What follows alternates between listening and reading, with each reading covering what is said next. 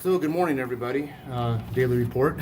Today is day 18. It's Wednesday, 29th of August. The unique thing about today is that I believe I'm in the same exact hotel room I was in 15 days ago. 15 days ago, I was coming through. It's right after my Gallup, New Mexico motorcycle repair stuff I had to do. Couldn't get into Tucumcari because of it. Started overheating. Ended up pulling over and found this casino hotel, and I do like it, and so I'm back. I'm back from the future.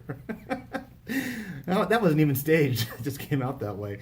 Okay, so this hotel I'm at is located at 14500 Central Avenue. It's in Albuquerque off the I-40, exit 140, and I really want to endorse it. I really want to say, if you're a motorcycle rider or a traveler, they got some really great restaurants here, and there's a gas station right out here, and it's very local. And for some reason, my motorcycle wants to stay because yesterday the same thing happened. It overheated. I was trying to get to Grants, New Mexico, spend the night there so I can go check out that mining museum today, and I'll do that. It's an hour out, and the motorcycle just wouldn't have it. So other times where it's overheated, I've been able to throttle back, bring back down the RPMs and speed, and be fine. But for some reason, this is some vortex where my motorcycle says, stay the night here. So I did. And it was exactly 2 weeks ago. It's just amazing the time that has gone by. And I think I'm in the same exact room. And I'm going to confirm that when I check out. I can see my motorcycle from here. And what I do is I just load up one of those luggage carts, wheel it in, keep the luggage cart loaded, wheel it out. As a matter of fact, it's back there. It's back there with all my garbage on it. There you go. Good, nice, spacious room. Oh my God, that bed. You could sleep a family of 8 just in that one bed. I mean, I didn't even use half of it. I stopped counting pillows when I got to 6. Okay, so back with the agenda. So yesterday I didn't do much. I really didn't. The day before that, I really had a full day, and I really had a great day. Yesterday was from Tucumcari to Albuquerque, where I'm at now. And the highlight of yesterday was the Blue Hole in Santa Rosa, New Mexico. Now, on my eastbound trip, I did stop off at the post office. I meant to drop off my first 10-pound box of garbage I didn't need, and got in a conversation with the ladies there. One of them has a son that's active duty Air Force also, just started. I went to go visit them yesterday also in Santa Rosa. She wasn't there, but the other lady recognized me, and that was cool. So I had a really good visit with her. But the Blue Hole, I could have stayed there all day. I jumped in, I did a video of it, posted some pictures on YouTube, or rather Facebook, and it was just such a peaceful spot.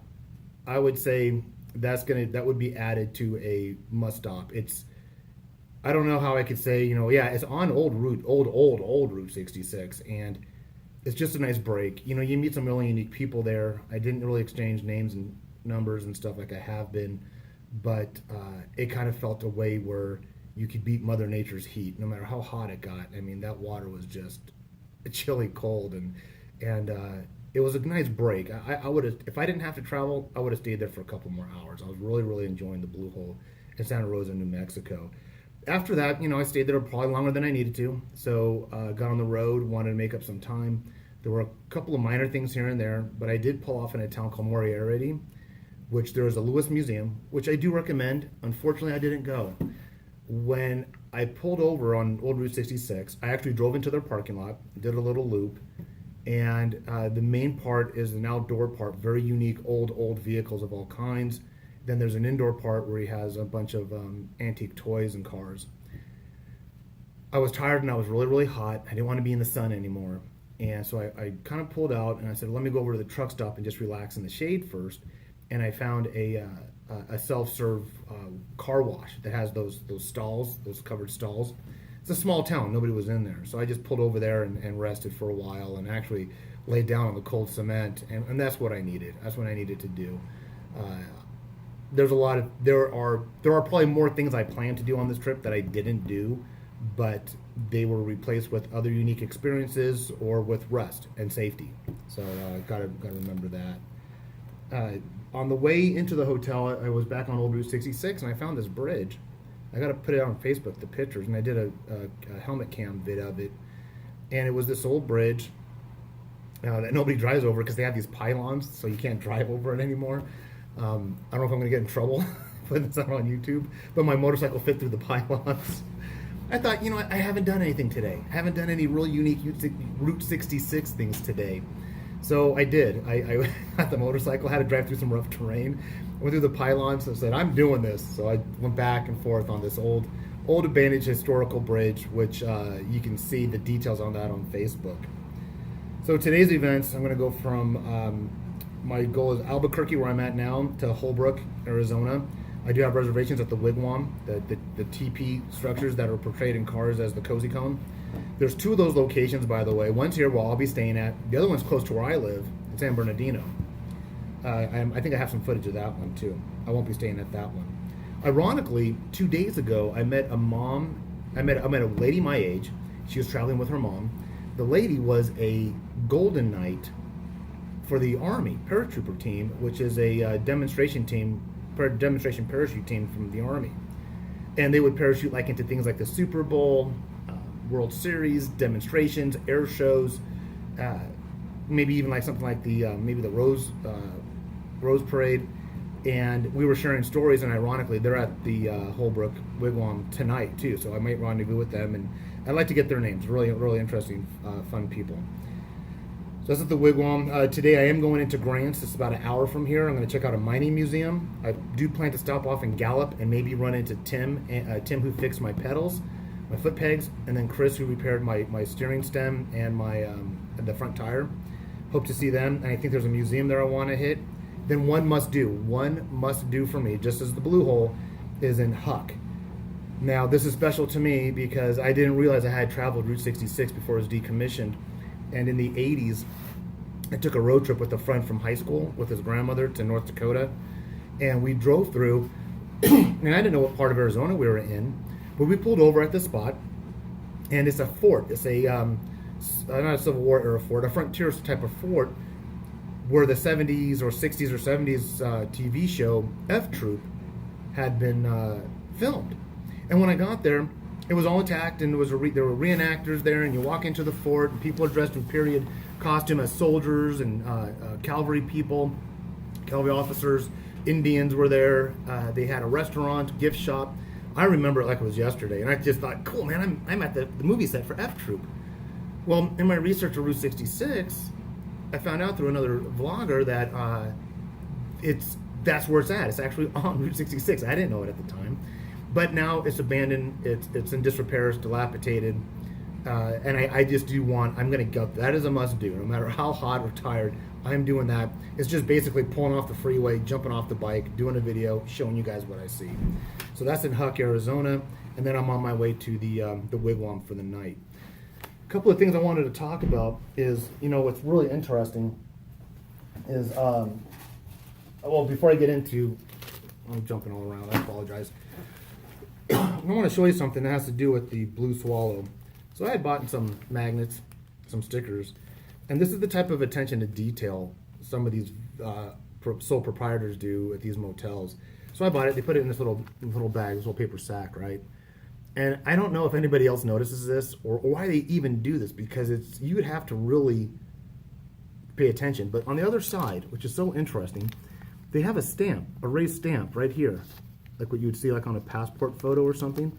It's raised, and then they have another stamp here, and they have these chairs all over. And my grandparents had these type of chairs, and they put one of these, this is a blue one, and they put this chair there, which is kind of reminds me of the Blue Swallow.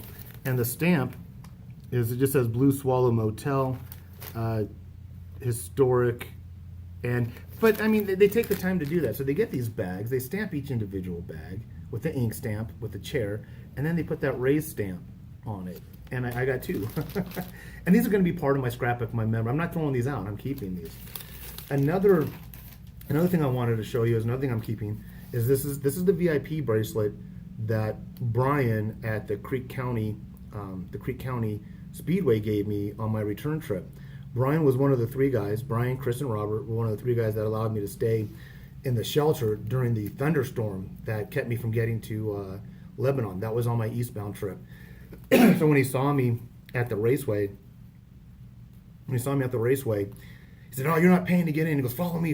And he goes up to a booth and goes, "This guy's VIP." So they put a VIP bracelet on me, and they said, you you can go anywhere you want. Go anywhere you want in the venue. Go to the pits. Go to the bandstands. You have no limits.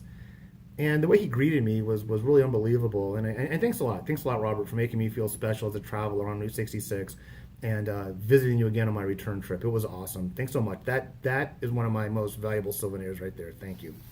Another one I wanted to show you is what Teresa gave me from the U Drop. Teresa and Hazel. It's a Route 66 scarf. Route 66 scarf. But what makes it so special is that she did a drawing and they signed it. That's by her hand, and the date. What lovely people. I mean, I almost want to cry just even remembering them giving this to me. God bless you guys. You guys are the angels of the Mother Road. I am getting a little emotional because my trip's coming to an end. I'm sorry. Let me get some composure here.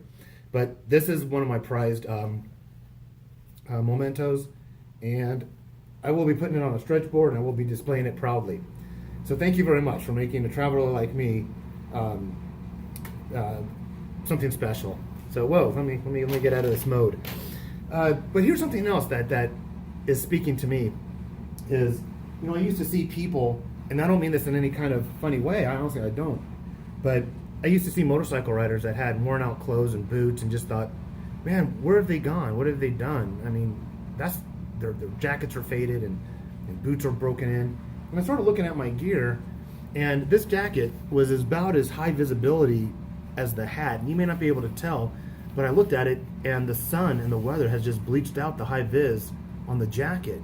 And I wash it periodically, and I know it's not the wash that's pulling it out, because I've washed it at home plenty of times. But yeah, this is all faded now. It's all faded, and my boots are all broken in, and this might be a little disgusting, but that's all bug splatter on there, and the boots are all broken in. I did have, I think when I got that oil change, I think they put too much oil in the crankcase, and at one point somebody started spewing out of where the filter is, so I pulled over. This is why this is so muddy, that the crank engine part is on the right hand side, and it was spraying the boot, and the boot collected dirt.